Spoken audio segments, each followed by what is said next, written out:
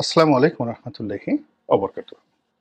সম্মানিত দর্শক, শেখ হাসিনার পতনের পর জামাতের আমির ডক্টর শফিকুর রহমান তিনি তার একটি বক্তব্যে বলেছিলেন যে এক জালিমের পরিবর্তে অন্য জালিম ক্ষমতায় আসুক, এটা জনগণ কোনো অবস্থাতেই মেনে নেবে না। তো তিনি যখন এই কথাটা বলেছিলেন, অবস্থার দৃষ্টি তখন তাকে ভবিষ্যৎ দ্রষ্টা হিসেবে মনে হয়েছিল। এর কারণ হলো যে এক জালিম অর্থাৎ শেখ হাসিনার জমানাতে যে জুলুম শুরু হয়েছিল এবং সেই জুলুমের যে পরিণতিতে শেখ হাসিনাকে দেশ থেকে পালাতে হয়েছিল, এটি ছিল একেবারে স্পষ্ট একটি চিত্রপট এবং সে ব্যাপারে কোনো রকম দ্বিমত নেই। জুলুম কাকে বলে, জাহেলিপনা কাকে বলে, সেটা 2014 থেকে একেবারে শেষ দিন পর্যন্ত, আগস্ট মাসের 5 তারিখ পর্যন্ত দেশের আপামর জনসাধারণ হাড়ে হাড়ে টের পেয়েছে, এমনকি আওয়ামী লীগের লোকজনও হাড়ে হাড়ে টের পেয়েছে। অন্যদিকে 2009 সনে নির্বাচনে জয়লাভ করার পর প্রথমে জামাতের উপর, বিশেষ করে যুদ্ধাপরাধের বিচারের নামে জামাতের উপর যে স্টিম রোল চলেছে, যে মানসিক নির্যাতন চলেছে, সেটাকে জামাত যদি মনে করে যে আইএমএ জাহিলিয়াত, আপনি জামাতকে দায়ী করতে পারবেন না। একইভাবে 2012 সনের পর থেকে বিএনপির উপর যে নির্যাতন চলেছে, আর 16 সাল থেকে দুই ধরনের জুলুম, একটা হলো রাজনৈতিক জুলুম বিএনপি জামাতের উপর 16 সাল থেকে, এরপরে সেটা বাড়তে বাড়তে বাড়তে বাড়তে তৃণমূলের সাধারণ মানুষের উপর সেটি চলতে শুরু করেছে।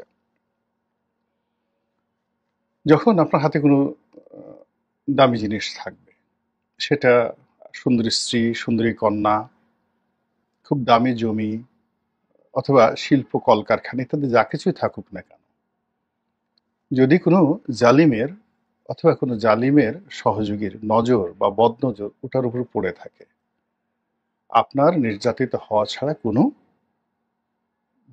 উপায় ছিল না। এটাই ছিল সেই যুগের বাস্তবতা এবং সেটিকে জামাতের আমির যখন বলেছিলেন, ওকে ইটস ওকে, এক সাইড, এক জালিম চলে গেছে, কিন্তু অন্য জালিমের শাসন আমরা মেনে নেব না। এই কথাটা যখন তিনি বললেন, তখনও এই যে নয়া জালিম, সেই নয়া জালিমের যে জুলুম তখনও শুরু হয়নি। কিন্তু কেউ কেউ, বিশেষ করে বিএনপির যারা নেতৃবৃন্দ রয়েছেন, তারা ভীষণ রকম রেগে গেলেন। এর কারণ হলো যে সেপ্টেম্বর অক্টোবর মাসে 2024 সনের একেবারে 100% সবাই নিশ্চিত ছিল যে খুব দ্রুত বিএনপি ক্ষমতায় চলে আসবে। 2 নম্বর হলো যে প্রশাসন থেকে শুরু করে সব জায়গাতে যেভাবে একটা চাপ তৈরি হয়েছিল, অফিসার্স ক্লাব, সচিবালয়, পুলিশ সদর দপ্তর, ঢাকা মেট্রোপলিটন পুলিশ সদর দপ্তর, এরপর আরো গুরুত্বপূর্ণ যে জায়গাগুলো রয়েছে, ব্যাংক, বিমা, অফিস, আদালত, আগস্ট মাসের 5 তারিখের পর থেকে তুফানের গতিতে, ঝড়ের গতিতে এটা দখল করো, ওটা করো, এটা করো, এটা করো, হাও মাও খাও, একটা টেরিবল অবস্থা। এবং সেখানে শুধু নির্দিষ্ট একটি গোষ্ঠীর লোকদেরকে প্রথমে দেখা গেল, পরবর্তীতে জামাতের লোকদেরও অনেক ক্ষেত্রে দেখা গিয়েছে এবং সমন্বয়করা প্রথম প্রথম আগস্ট মাস পর্যন্ত সমন্বয়কদের বিরুদ্ধে কোনো অভিযোগ আমরা এভাবে পাইনি। হয়তো গোপনে গোপনে হয়েছে বা অনেকে তাদেরকে টাকা দিয়েছে, গাড়ি দিয়েছে, প্রভাব প্রতিপত্তি অক্ষুণ্ণ রাখার জন্য, নিজেদের নিরাপত্তা বজায় রাখার জন্য তারা হয়তো ওদের সমন্বয়কদের শরণাপন্ন হয়েছে, কিন্তু ওটা দুর্গন্ধ ছড়ায়নি। কিন্তু অক্টোবরে এসে ধীরে ধীরে সার্বিক পরিস্থিতি, অর্থাৎ জুলুমের যে মাঠ, সেই জুলুমের মাঠে একটার পর একটা মাইলস্টোন তৈরি হতে থাকে। আগে যেখানে আওয়ামী লীগ বলতে ছাত্রলীগ, যুবলীগ এদেরকে বোঝাতো, আওয়ামী লীগের মধ্যে শেখ পরিবারের কাউকে কাউকে বোঝাতো, কিন্তু এখন যেটা হয়ে গেছে সেটা হলো এটা ভাইরাস আকারে টেকনাফ থেকে তেঁতুলিয়া পর্যন্ত ছড়িয়ে পড়েছে। হয়তো বিএনপির কোনো বহিষ্কৃত নেতা বা কোনো এক জমানাতে বিএনপি করতো, পরবর্তীতে আবার আওয়ামী লীগে গেছে, আবার বিএনপিতে চলে এসেছে, এরকম লোকজনের যে জাহেলিপনা বা জুলুম, অথবা জামাতের একজন নেতা বা জামাতের একজন কর্মী, সে এতদিন ছাত্রলীগের মধ্যে ঢুকেছিল, পরিবর্তিত পরিস্থিতিতে সে তার এলাকার সে দখল নিয়ে নিয়েছে। ফলে কি হলো যে ওই যে জামাতের আদর্শ ধারণ করে কিন্তু ছাত্রলীগের সঙ্গে মিশে তার যে ক্যারেক্টারিস্টিক্স ওইভাবে হয়ে গিয়েছিল। ফলে জামাতের আমির যখন বলেছিলেন যে নতুন জালেম, তখন তিনি হয়তো পয়েন্টিভ একটা সিঙ্গুলার নম্বরকে বা গোষ্ঠীকে তিনি পয়েন্ট আউট করেছিলেন। কিন্তু বাস্তবে এসে এখন এই সময়টিতে আপনি যদি তাকান তাহলে দেখবেন যে শুধুমাত্র আওয়ামী লীগের লোক ছাড়া এই মুহূর্তে আর জাতীয় পার্টির লোক ছাড়া, আওয়ামী লীগ এবং জাতীয় পার্টির লোক অথবা আওয়ামী লীগের যারা সহযোগী ছিলেন, তারা এখন হঠাৎ করে সবাই মজলুম হয়ে পড়েছেন। 15 বছর যারা ক্ষমতায় ছিলেন, সেটা রাশেদ খান মেনন, হাসানুল্লাহ কিনু, জাতীয় পার্টি, অন্যান্য যারা ছিলেন, তরিকত ফেডারেশন, জাকির পার্টি, সবাই এখন মুসলিমের কাতারে চলে গেছেন। আর যারা ওই সময়টিতে মজলুম ছিলেন আওয়ামী লীগ জমানাতে, তারা সবাই মানে তাকিয়ে তাকিয়ে এক গ্রুপ দেখছেন যে এটা কি হচ্ছে, আর এক গ্রুপ যখন যেভাবে পারছে যে সুবিধাটাই তারা সেটা গ্রহণ করছে। তৃতীয় যে জিনিসটা হলো সেটা হলো একে অপরের সঙ্গে মারামারি কাটাকাটি করছে নিজের আধিপত্য বিস্তার করার জন্য। ফলে কি হচ্ছে, জালিমদের যে সংখ্যা এবং পরিমাণ এটি গাণিতিক হারে বেড়ে গেছে, এবং সেই গাণিতিক মানে যেন তেন গণিত নয়, এটা বীজগণিত নয়, পাটিগণিত নয়, এটা বীজগণিতের ওই যে রুট ওভার দিয়ে বের করে না, যে একের উপরে আপনি যদি একটা রুট ওভার মানে 10-এর উপর বা 9-এর উপর যে একটা রুট ওভার দেন, রুট ওভার দিয়ে তারপর যদি আপনি আরো 9 দেন তাহলে কত গুণ বাড়বে। তো সেই থিওরিতে অ্যালগোরিদমে এমন পর্যায়ে চলে গেছে যে ছড়িয়ে পড়ছে, চারিদিকে শুধু ছড়িয়ে পড়েছে, চেনা যাচ্ছে না। এদের এখন শুধুমাত্র পরিচয় হলো তারা জাহেল, তারা জুলুম, এদের কোনো রাজনৈতিক পরিচয় আপনি এই মুহূর্তে অ্যাসার্টেন করতে পারবেন না। আপনারা যদি জাস্ট পত্রপত্রিকা আসছে, সত্য বা মিথ্যা আমি বলতে পারবো না, যারা ভুক্তভোগী তারা বলতে পারবেন, কিন্তু পত্রিকায় এসেছে সাবেক স্বরাষ্ট্রমন্ত্রী আসাদুজ্জামান খান কামাল দৈনিক 1 কোটি টাকা নাকি 10 কোটি টাকা, এগুলো আমার বলতেও ঘৃণা লাগে, কারণ বাজারের এই এলাকা থেকে চাঁদা তুলতেন, সম্ভবত 1 কোটি টাকা।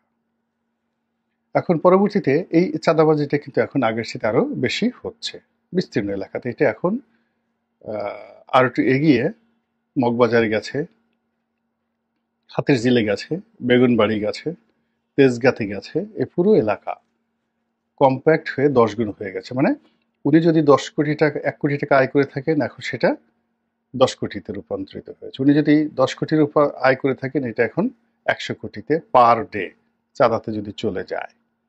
এবং এর সঙ্গে যেটা বিশাল সিন্ডিকেট, আপনার 10 কোটি টাকা রোজগার করার জন্য তাকে অন্তত পক্ষে 100টা এরকম সিন্ডিকেট অফিস তাদেরকে মেনটেন করতে হয়, এবং এই 100টা সিন্ডিকেট অফিসে যদি 100 করে লোক তারা দেয়, তাহলে